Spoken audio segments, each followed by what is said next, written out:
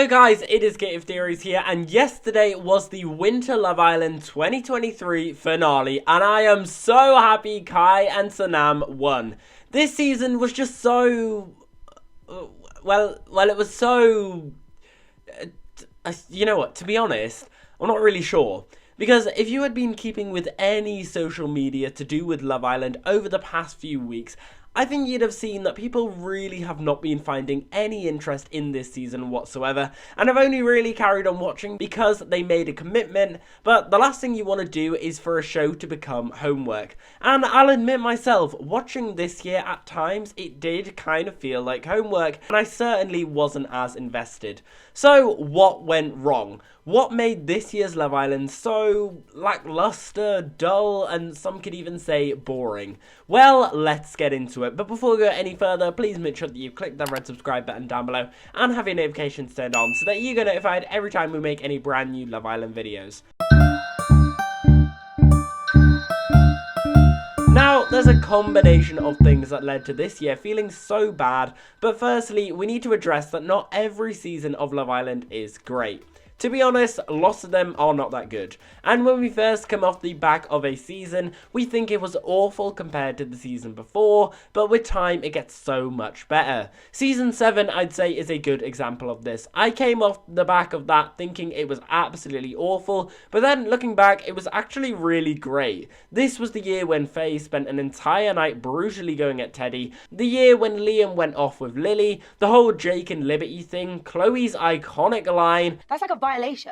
That's very muggy. That's like a statement saying, you're a prick. I'm not going to let someone take me for a prick. No way." and of course, this moment. I firmly believe that a lot of this test stuff is complete bull. Chloe. But I do remember thinking that this year was awful when I first watched it. Difference here is, I have never felt so mentally drained by watching Love Island before. That feeling you get when you have revised so much that you're just staring at blank pages, that is what I got from this year's Love Island. There's also the issue that haunts us all, and that is the love of a handy little thing called nostalgia. Whenever you think of the good times of Love Island, you think of season 3, 4 and 5 with your Chris and Kem, your Danny and Jack, your Maura Higgins, and I will say I do still think these are the best seasons, but nostalgia is a clever thing. We instantly and will always have a bias to these seasons because of the good memories we associate with them. They probably weren't that amazing, but 2017 to 2019, they were just good years. They were before everything went crazy. And therefore, when we compare this season or any new season nowadays, it always never seems to hit that top level that we once thought of. So, what made this season so bad? Well, it was doomed from the start because it was a repeat of 2020 Love Island. New presenter and winter edition. Now, personally, I liked Maya. I know loads of people hated Laura for some reason. I didn't, but it's a shame Maya started off with such a bad season. Then there's Winter Love Island. Now, I actually think season 6 is one of my favourite Love Island seasons, but lots of people don't like to watch girls in bikinis and guys walking around topless when it's literally snowing outside. Also, we've only had a 6-month gap between the last season. That really isn't that long. And we've only just finished this season, and I won't be shocked if we get the next season in June. And believe it or not, that is only 3 months away. 3 months away. Getting too oversaturated with Love Island is never a good thing. Speaking of which, there are some people who just think Love Island has had its course. We don't really ever get anything new. Casa Amor is great, but we've seen it all by now, many times over. Nothing new ever happens. Movie night is great, but again, we've seen it over and over. The baby episode is great, but again, we've seen it over and over. The fact is, we've never really had a break, because even with a global pandemic in the middle of all this, Love Island still managed to appear at least once every year. People are bored of the same thing. Add that with it being winter, it didn't really have the best first impression. But what about the contestants? Well, we never actually really got to know them because for some reason, every islander was on a huge shadow ban on all social media platforms. This is supposedly to protect the islanders from hate when they come out, but just going on Love Island in the first place will lead to hate. And not posting about it will still lead to hate. The issue is that it means this year I don't think we're going to get any real Love Island celebrities. By the final, the social medias are usually huge, but not this year. And it also stopped a lot of things going viral. I can't think of one moment that would have gone viral this year. Every year previous I can think of. It's not a test for me, it's for you. Congrats, hon. I was coming back here to tell you that I loved you. And it's such a missed opportunity because you have followings like Will with over 1 million on TikTok. Why not utilize this? His team could have easily posted a pic of him dancing at the Love Island Villa and it gone viral on TikTok. Instead, we didn't get anything. And then the cast themselves were okay. But where was anyone to even start any of the drama? Where's your Mora? Where's your Ekin-Su? Where's your Shauna?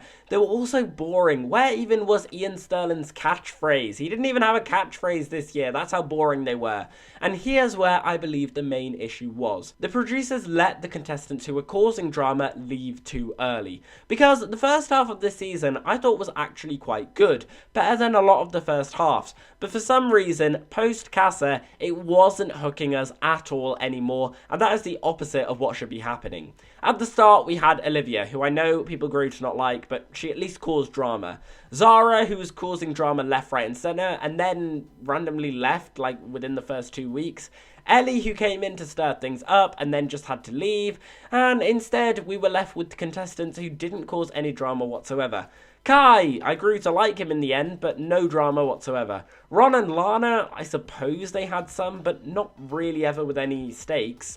And then Shaq and Tanya, there was some drama, but it was the same thing that we've seen every year, so it just didn't interest me.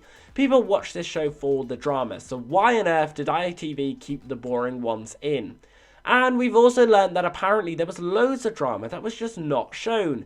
Ellie came out on a fully lengthy video about all of the drama that was missed from the TV. Now, this happens every year because you can't fit 24 hours into 1 hour, but if they did have all this drama, why choose the ones that were chose to show in the end? Because they were just so boring. Like Casey, Claudia and Rosie, I'm sorry, it dragged on, we were bored. And I think this all stems from ITV being way less risky within recent years, and it was really detrimental to this year. For starters, was Casa Amor always that short? Maybe I'm just misremembering, but I thought it was too short. And then there was nothing sent over to one of the other teams. No postcards or phone calls or anything really. Nothing to stir up drama when they're separated. And instead, only Tanya brought someone back that actually caused any sort of drama. And then we have movie night, which for some reason this year just didn't feel as massive as it has in the past.